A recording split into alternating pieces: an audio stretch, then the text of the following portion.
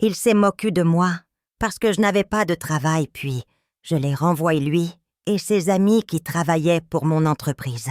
Je restais silencieuse dans un coin de la table, un verre de vin rouge, la main refletant l'éclat du lustre suspendu au-dessus de nos têtes.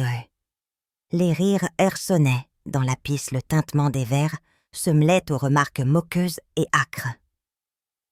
Alors encore un mois de chômage. Macri, tu devrais essayer de postuler comme serveuse dans un petit caf. Qui sait, avec un peu de chance, Arnaud clata de rire, les yeux brillants d'amusement, tandis que je baissais la tête feignant l'embarras. Les 4 hommes autour de la table s'esclaffrent de plus belle ce regalant du spectacle. Ils n'avaient aucune idée que dans quelques heures, peine leur monde allait se fondrer sous leurs pieds. Arnaud et ses amis SRS2 dans leurs costumes hors de prix se comportaient toujours comme s'ils étaient les maîtres absolus de la pisse.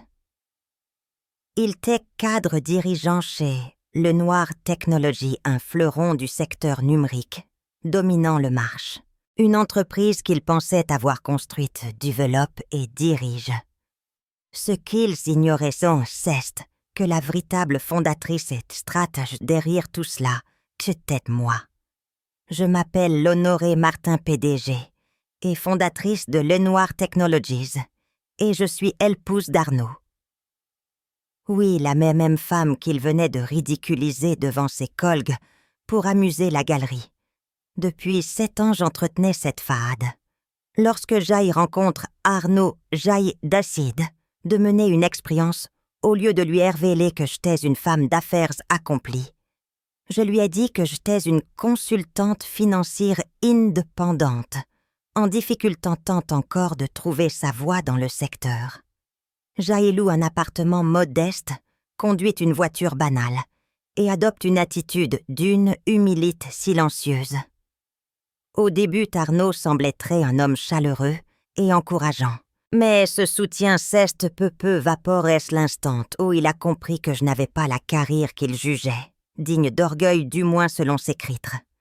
Ses yeux jantaient qu'une pousse chanceuse, entretenue financièrement par lui. Il se délectait du Roel et du rose du seul pourvoyeur, de celui qui détenait tout le pouvoir dans notre mariage. Avec le temps, il ne s'embarrassait madame plus de cacher son emprise. Et ce soir, comme tant d'autres soirs, j'étais devenue la cible de ses plaisanteries. Je portais discrètement le vers mes lèvres, masquant un légère sourire. Il ne savait rien du fait que tout ce qu'ils possédaient, leurs titres, leurs salaires, les contrats, plusieurs millions dont ils se vantaient, dépendaient entièrement de moi. Ils ignoraient que j'étais celle qui validait leur promotion, approuvait leur budget, ou engageait les cabinets de recrutement qui les avaient sélectionnés. Et surtout, ils ne savaient pas qu'à partir de demain, tout cela serait terminé. Depuis longtemps, je préparais ce moment. Après des années d'observation attentive, de collecte de preuves et de mise en place méthodique de chaque pièce du puzzle. J'étais parte, tirer le rideau. Lenoir Technologies n'était pas seulement l'entreprise que j'avais bêtillée. C'était le symbole parfait de la revanche que j'étais sur le point de déclencher. Arnaud leva son verre pour trinquer avec ses collègues. Ces femmes qui s'acharnent madame quand elles chouent encore et encore, dit-il en me lanant un regard moqueur. Je posai mon verre sur la table et souris doucement. Profitez bien de votre soir, messieurs, car demain tout changera. J'avais comment rassembler des informations PRS de 2 ans auparavant, lorsque les premiers signes de corruption et d'abus de pouvoir au sein de Lenoir Technologies perpétrés par Arnaud et son cercle avaient comment merger. J'avais observé comment ils exploitaient leur position des fins personnelles, manipulaient les RGL, truquaient les contrats. Mais les soupçons seuls ne suffisaient pas. Il me fallait des preuves. Jay engage une équipe d'enquêteurs, prive les meilleurs du secteur pour suivre chacun de leurs mouvements. Chaque réunion secrète, chaque donneur somptueux. Payé avec les fonds de l'entreprise, chaque change de mail, avec des partenaires externes. Tout à tes documents, avec une précision chirurgicale. J'aimabem installe mon propre système de surveillance. Un herceau invisible de collecte de données intègre l'infrastructure interne de l'entreprise. Ce que j'ai découvert dépassait toutes mes craintes. Arnaud et ses associés n'étaient pas simplement corrompus. Ils collaboraient activement avec des concurrents directs, vendant des informations confidentielles et manipulant les marches internes pour s'enrichir. J'avais tous des emails compromis, des SMS, discutant des prix de soumission avec la concurrence des relèves de transactions suspectes vers leurs comptes personnels. Mais le plus courant restait leur comportement envers les employés subalternes. Harcèlement, humiliation, exploitation. Jay comprit qu'il ne suffisait pas de rassembler des preuves. Il fallait frapper plus fort. Il me fallait voir sentir expérimenter de l'intérieur la culture toxique qu'ils avaient instaurée. Alors j'ai pris une décision. Jay postule un poste dans ma propre entreprise. Évidemment pas sous le nom de l'honneur Martin PDG, de Lenoir Technologies. Non, j'étais devenue Millie Bernard, une simple candidate en quête d'une opportunité. Une nouvelle identité soigneusement construite, un profil banal, sans clatte. L'équipe HNUI a vu que du feu. Quelques jours plus tard, je recevais une convocation, un entretien. Celui-ci se déroula dans une petite salle de réunion au 7e étage du Siget. J'étais vêtue d'un tailleur modeste volontairement froisse, avec des chaussures, aigrement usées, fidèle l'image d'une femme en difficulté. 3 hommes m'attendaient. Je les connaissais tous.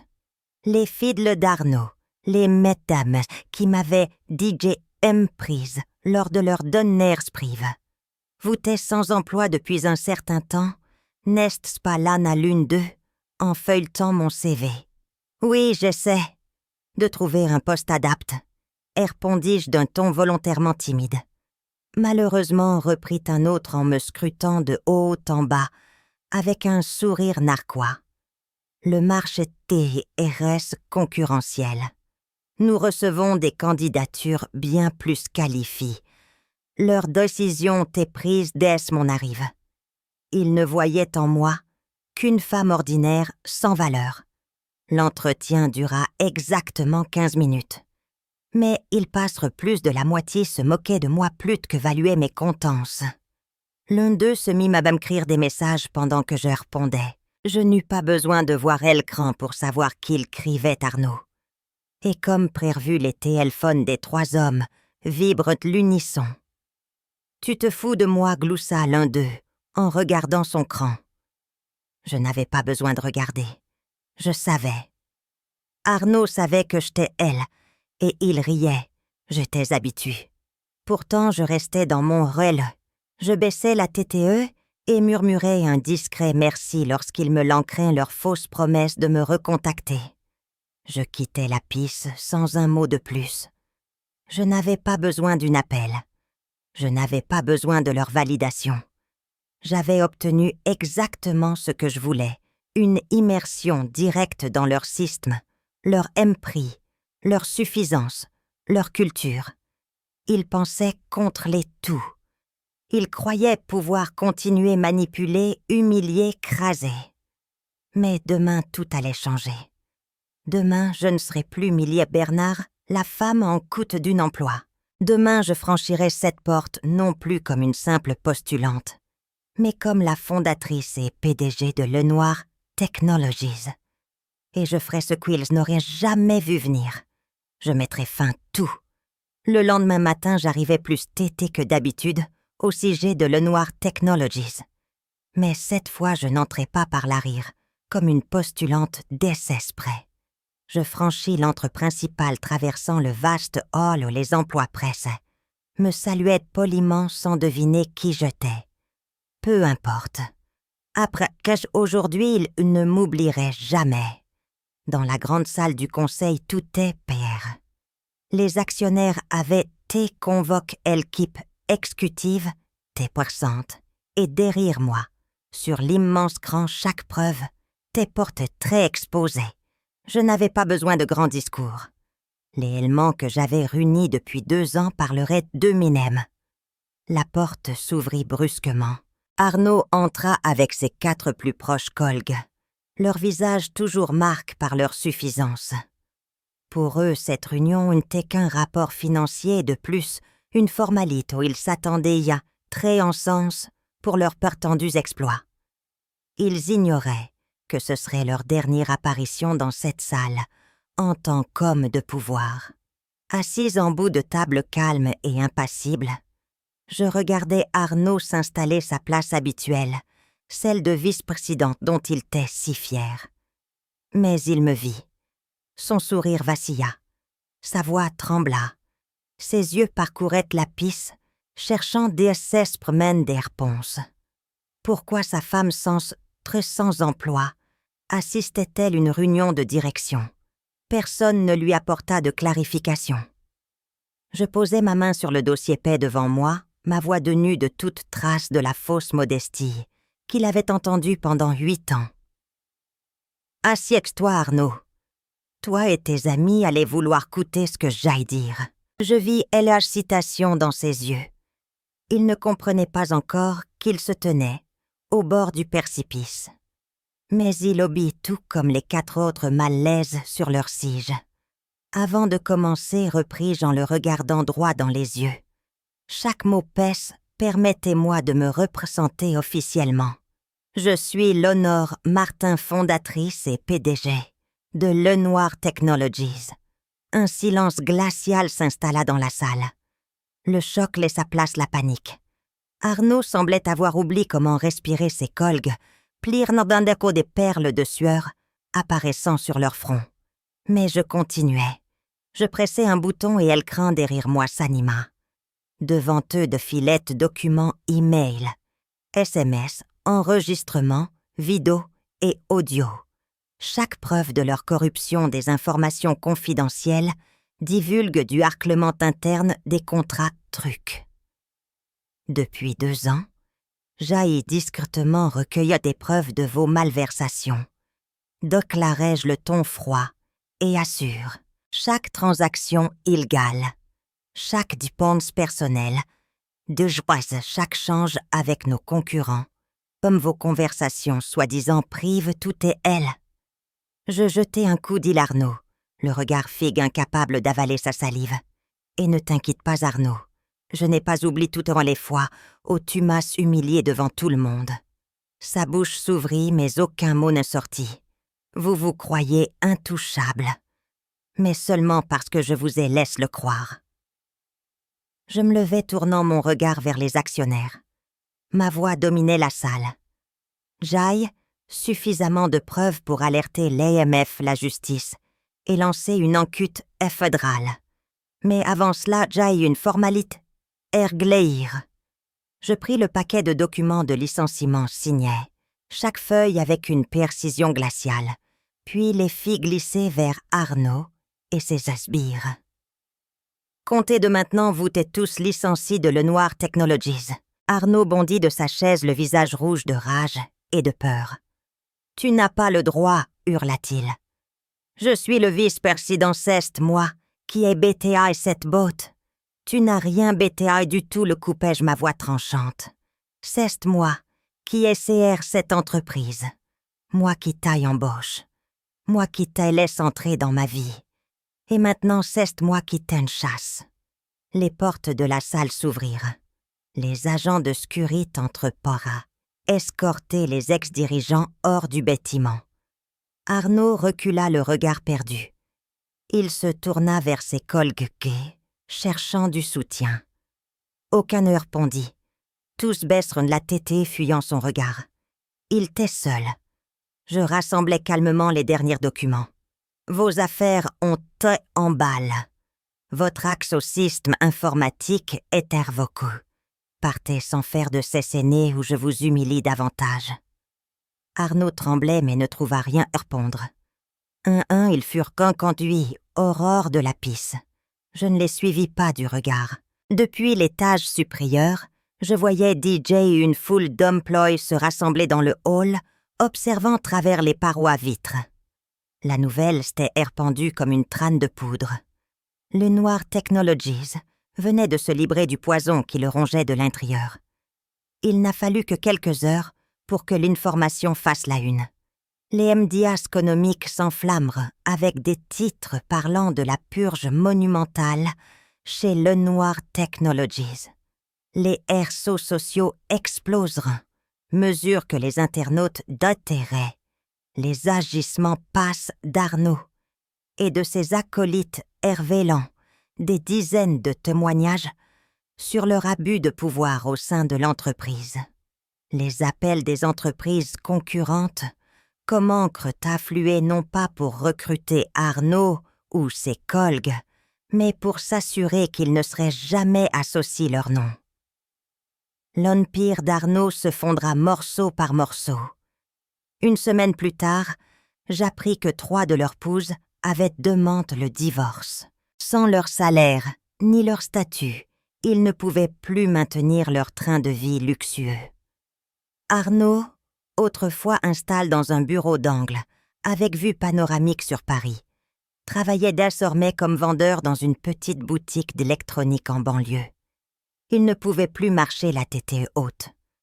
Quand moi, je n'avais pas besoin de lever la tête pour savoir que j'avais gagne. Je n'avais pas agi par cruau. J'avais simplement repris ce qui m'appartenait. 3 mois après leur départ, Le Noir Technologies n'était plus l'entreprise qu'il dirigeait. Assise dans mon bureau d'angle, regardant Paris tendre sous le soleil du matin, je savourais le retour de mon entreprise, sa mission originelle, un lieu d'innovation, de progrès et de créativité libre des opportunistes. La transformation avait commencé DS le premier jour après la purge. J'avais convoqué une réunion générale. Pour la première fois, j'aimais adresse des milliers d'employés non plus comme épouse, au chômage d'Arnaud, mais comme l'honore Martin PDG et fondatrice de Le Noir Technologies. Nous allons repartir de zéro, leur avais-je dit. Et cette fois, personne ne sera laisse de céder. Les changements furent immédiats. J'ai licencié tous ceux qui avaient facilité le R-gène d'Arnaud, en particulier les membres des ressources humaines, qui avaient ignoré des ânes de harcèlement et de discrimination. Les postes vacants furent confiés de véritables talents, beaucoup d'entre eux autrefois vains par l'ancien régime. En un mois, plus de 20 anciens employés furent reintegers des personnes qui avaient force de partir pour avoir simplement refus de se soumettre au système corrompu. Parmi eux, Lise Hamel, une ingénieure brillante qu'Arnaud avait retiré d'un projet majeur simplement parce qu'elle avait refus de participer ces soirs à rose. Quand je l'ai appelée pour lui proposer de revenir, elle cita. « Tu essaieras de vouloir me reprendre ?» demanda-t-elle la voix pleine d'incrédulité. « Je ne veux pas seulement que tu reviennes, lui ai-je répondu.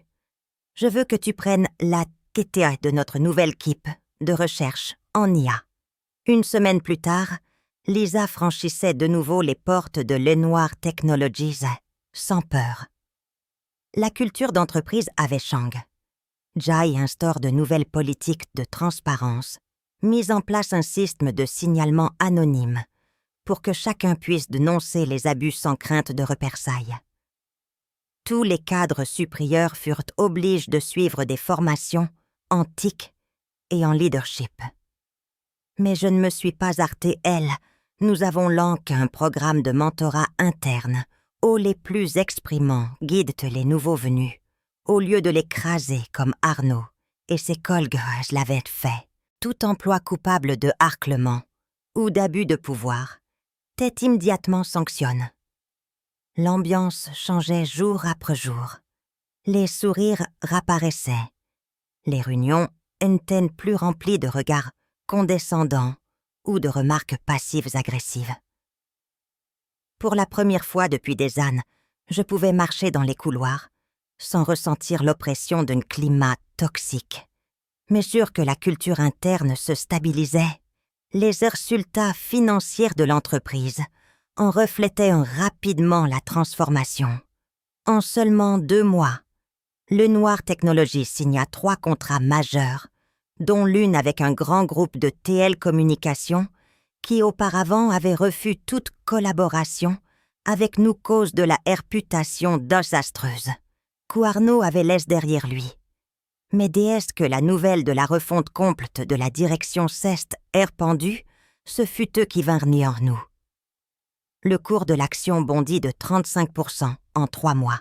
Les investisseurs, autrefois frileux, cause d'Arnaud m'accorderont désormais une confiance totale. Les médias saluaient la renaissance spectaculaire de Lenoir Technologies. Un article de Les Choses me surnomma « Madame la femme », qui a ressuscité un empire technologique. Pourtant, ce qui me satisfaisait le plus, n'était ni les chiffres, ni les gros titres. C'était ce moment, au passant devant la salle de pause Japérus, Lisa et son équipe en pleine effervescence, changeant des idées autour d'un nouveau projet. Plus de peur, plus d'excitation, seulement de la passion, ce que cette entreprise aurait toujours d'être. Et cet instant, je sus que j'avais pris la bonne décision. Tandis que Lenoir Technologies renaissait plus fort que jamais, Arnaud et ses complices, eux, touchaient le fond. Arnaud n'était plus si dans aucun cercle financier. Son nom avait disparu des articles sur les dirigeants influents. Il était devenu un homme oubli, un exemple de ce qui arrive, ceux qui croient pouvoir manipuler le pouvoir, sans jamais en payer le prix.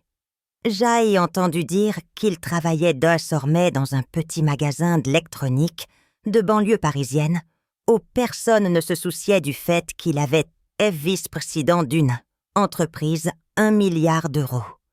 3 de ses anciens collègues furent interdits d'exercer dans le secteur tech pendant 3 ans pour violation de clauses de non-concurrence. L'un d'eux tenta madame de poursuivre Lenoir Technologies en justice. Il perdit lamentablement chaque preuve, se levant contre lui. Je ne pensais plus eux. Ils ne représentaient plus rien. Ce qui comptait désormais, c'était l'avenir de Lenoir Technologies, une entreprise libre de la domination des hommes comme Arnaud, et dirige par ceux qui possédaient un vrai talent, une vraie intégrité. Et je savais que ce n'était que le début. 6 mois plus tard, Lenoir Technologies avait complètement changé de visage.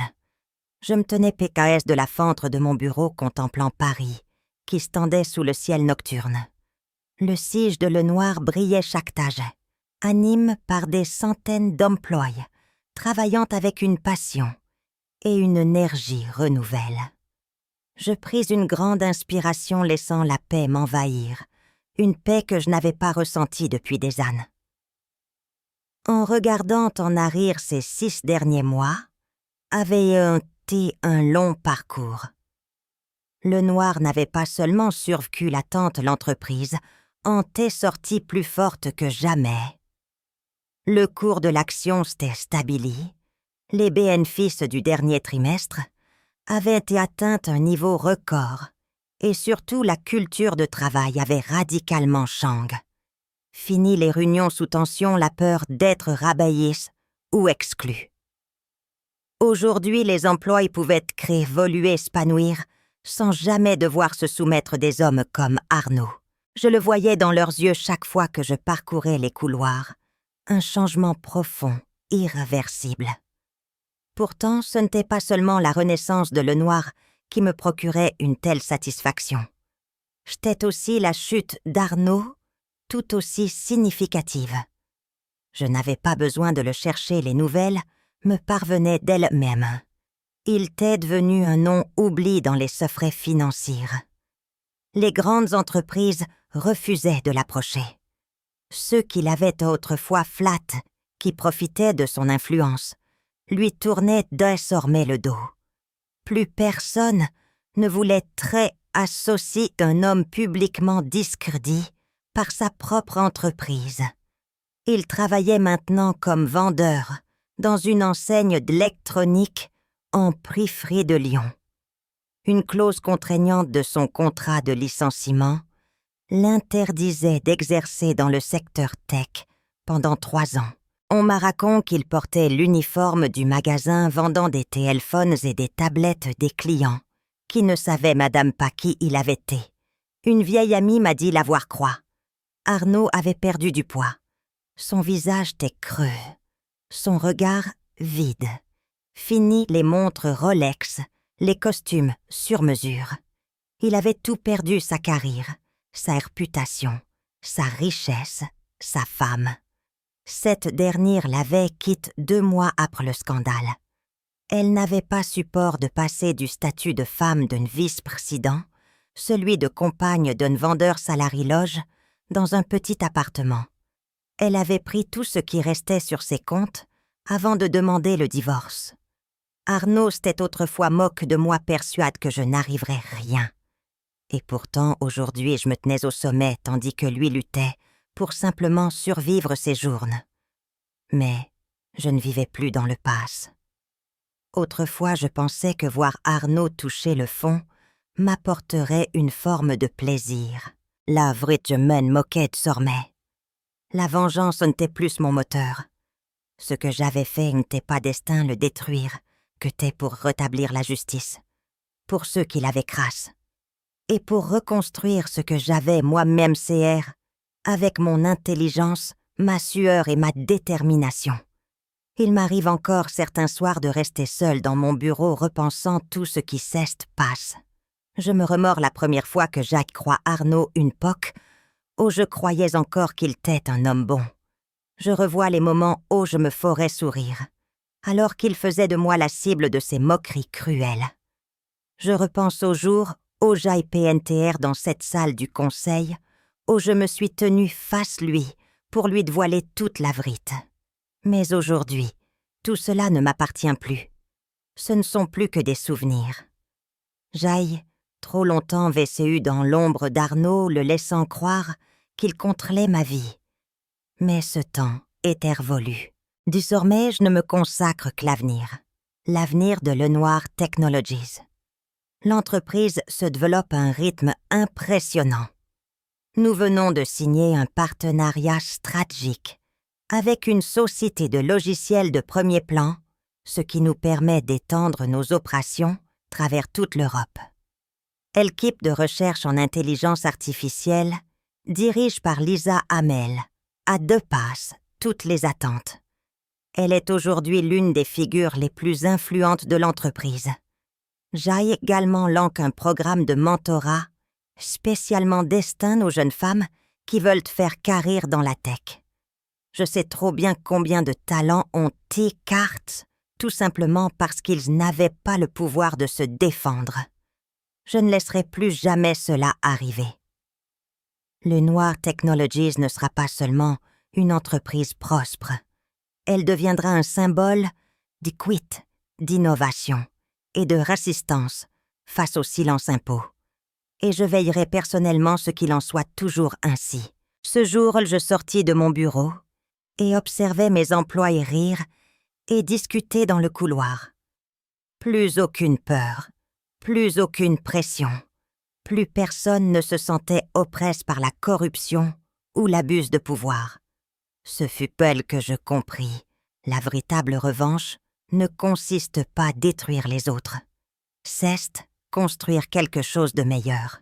J'entrai dans la salle du conseil où est l'équipe de direction m'attendait pour discuter de notre prochain plan d'expansion. En tirant ma chaise pour m'asseoir à la table, je ne suis plus la femme qu'on raillait parce qu'elle était, soi-disant sans emploi. Je suis Léonore Martin, PDG de Lenoir Technologies. Et ce n'est que le commencement. L'histoire de Léonore Martin n'est pas seulement une vengeance parfaite. C'est une léon de persévérance, de justice et de vrai leadership. Elle met en lumière une vérité incontestable du monde de l'entreprise. Le pouvoir ne revient pas aux manipulateurs, mais ceux qui possédent le talent et l'ingrit. Le succès ne se mesure pas uniquement par la richesse ou le statut, mais par l'impact positif que l'on apporte ceux qui nous entourent. Dans la vraie vie, des hommes comme Arnaud peuvent prospérer un temps. Mais tété ou tard, la vraie finit toujours par clater. Et ceux qui méritent véritablement leur place finissent par la reprendre. Et vous, que pensez-vous de l'histoire de Léonore? Martin a-t-elle bien fait? Ou auriez-vous agi autrement? Partagez vos réflexions dans les commentaires ci-dessous.